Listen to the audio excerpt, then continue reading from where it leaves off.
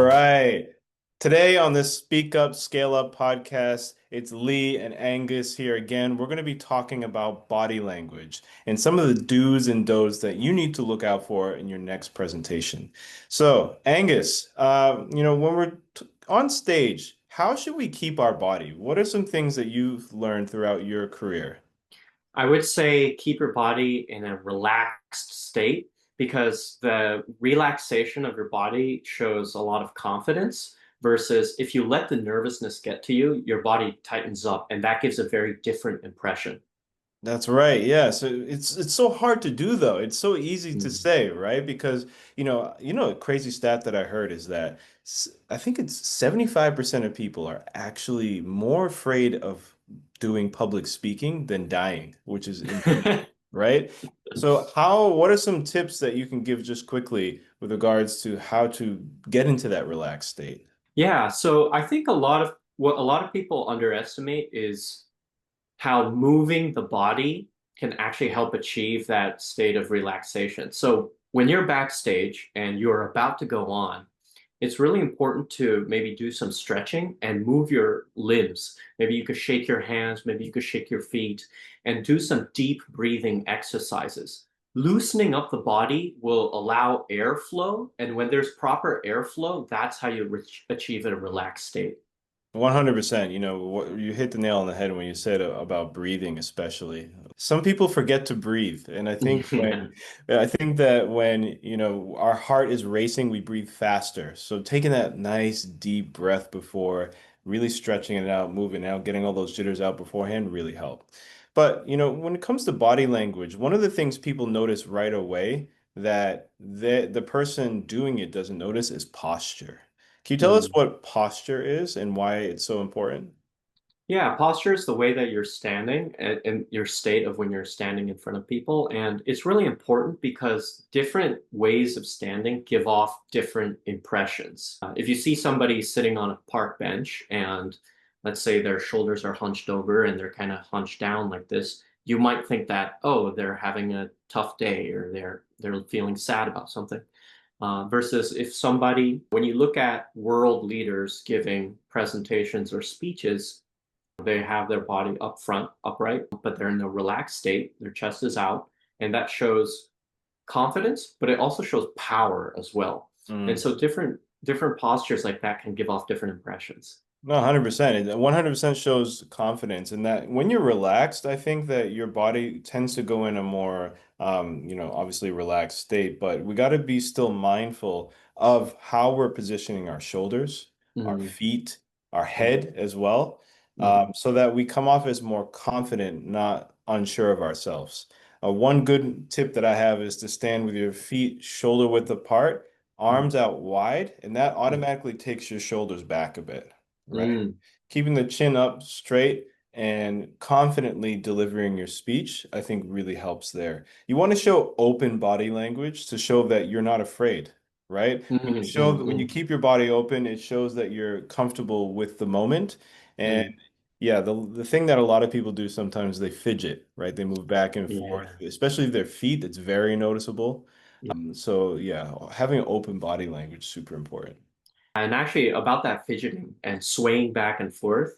So, so something that I used to do when I was a kid was when I think or when I'm really deep in thought, I would walk around, I would pace. And the swaying that you see from people, it's actually a natural reaction that happens to them trying to relax and trying to ease the tension that they might feel. The Mhm. movement and the rocking kind of gives them a sense of security. But what that does is that tells the audience that you're actually insecure about standing on stage. Yeah, exactly. Yeah, Exactly. yeah. That's the part we need to fix for sure.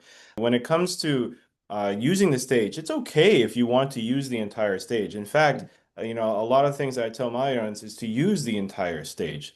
And that's because it helps with connecting with each part of the audience. And if you do it at the right pace, it can make you seem even more confident if you're speaking while moving. But it all comes down to how fast you're moving. If you're running back and forth, then it's just Yeah. distracting, right? So a Mhm. nice, even, slow pace might be a nice body language cue to show that you're confident on stage. Now let's talk about body language for emphasis. What are some Hmm. things that you do on stage to show with your body that you're stressing a point? Yeah, absolutely. So I think every person has their own personal preference. You might see someone like Bernie Sanders. He does a lot of, he uses the, this, I don't know what to call this, the Muppet, I guess, but Okay. I just called it the Muppet. But he like pinches and does a lot of pinching like this. Hmm. With Donald Trump, you see a lot of this stuff, Yeah. right? He uses, Hmm. I personally use a lot of the pinching Hmm. and the pointing Yep. that Bernie Sanders uses. I don't know why. Maybe that was a result of me watching a lot of his videos, but that is my preference now. It might change 5 or 10 years later, but it's always good to have something like that. Have a system in place that whenever you emphasize, you know, okay, this is what I'm going to do. Right, exactly. And just because something works for somebody else doesn't mean it's going to work for you. So I think we all have to have our own, body language that works for us. I like to use my hands a lot. Sometimes, people might think I look Italian, but, like the way I'm talking. But yeah, like when you're emphasizing a point, it doesn't have to be so, I guess, overt. We use our hands when we stress certain points to show Mm, emphasis, like I'm doing mm, right now. You can, when you're talking about the size of things, you can use your arms out wide when you talk about something big or something small. You can use your hands as well and your fingers. When I'm counting, I usually count with my hands if it's less than 10, mm, right? mm. So there's so many ways that you can go about it. And one thing that people forget is that that communication, the meaning of what you say, 55% is actually attributed to body language. Wow. Yeah. Yeah. 38% is your tone of voice, and 7% is only the words that we say. So a lot of that meaning is trapped in what our bodies are doing, right? Mm, So imagine you don't speak the language, right? Let's say you're in Kenya or something, you don't speak Swahili or whatever, wherever you are. How are you going mhm, to go order something at a restaurant? mm, You mm. point, right? Yeah, Or found you that one. or you use your body. Like, Mm. how did kids communicate with their parents? They didn't have enough language, for example. So body language is super important, but it's the one thing that I see a lot of novice speakers get wrong. What about you? Mm. I definitely see that as well. I think it's something that people very easily neglect because I think the number one problem is that they're not aware of the problem. They're not Mm, aware of the issue. mm, Whenever they stand on stage, they think, "Oh, I'm doing just fine." But then when you look at their when they look at a video of themselves, they realize, "Oh, this is bad. Something's off." So hmm. that's why I always say when you practice, especially something like body language, film yourself. Yep. See so you can be aware of the problem. Exactly. Yeah, and maybe have somebody look at your video or watch a video with you and give you some pointers or some feedback. And nobody wants to see somebody with their arms like to the side and just like Mm, speaking. That's very strange, right? That's very robotic. Speaking of that, let's get into some of the things that people should definitely not do on stage. uh, One of the things that I learned very early on in my speaking career is that if you are on stage and you're speaking with your hands in your pockets, then nobody's going to take you seriously. I've seen mm. that a couple of times where maybe they have one hand in their pocket, one hand on the clicker. It just makes you look very casual and it makes you look like somebody who is untrustworthy, doesn't really have a plan, isn't prepared. What are some other things that people shouldn't do? I see, especially in Japan, sometimes I see hands behind the back. Mm. Just kind of like, Or you get one of yeah, these, or you get the crossed armed one, right? yeah, yeah. It's one or the other, right? Exactly. They say it's best to put your hands in front like this, right? Hmm. In a relaxed state. But I think when people put their hands behind their back like this, when you go to an art gallery or whatever and you want to walk around like a professional, and sometimes you do this and you look around. Right. But when you do this on stage during a presentation, it looks like you're hiding something. Exactly. So I 100% agree. Keeping our hands visible is super important, especially palms, right? If you show Yeah. your palms, it actually subconsciously shows that we're more trustworthy. We're not hiding something, like you said, and it builds connection. Absolutely. Another thing, like we had mentioned before, was about fidgeting. I think Mm, that, picking your nails or like, fidgeting, like your hands or moving them too much, mm, can really be distracting. mm, And another thing, reading on stage. When you mm, read, when you're reading from something, this mm. happens way too often here in Japan. When you're reading something from a piece of paper, what are you not doing? You're not using your body, Yes, right? exactly.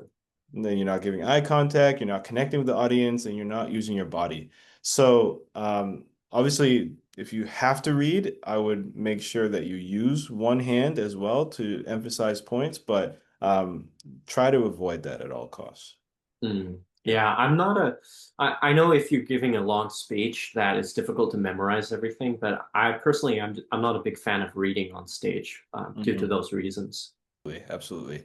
But yeah, body language, man, it's one of those things that, it takes a lot of practice, but Mhm. with practice, you get mastery. And, Mm, you and I are actually putting together a course to help people become more confident on stage.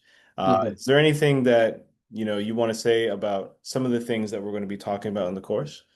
Yeah, absolutely. So in our previous episodes, we talked about voice and we talked about the hook. Those are some elements that we're going to be including in our course as well. But basically, on today's body language as well, this will be included. And I think the thing I want to emphasize about the course is each episode of the course may look at a single component of public speaking, but the course as a whole will help you become a better speaker overall.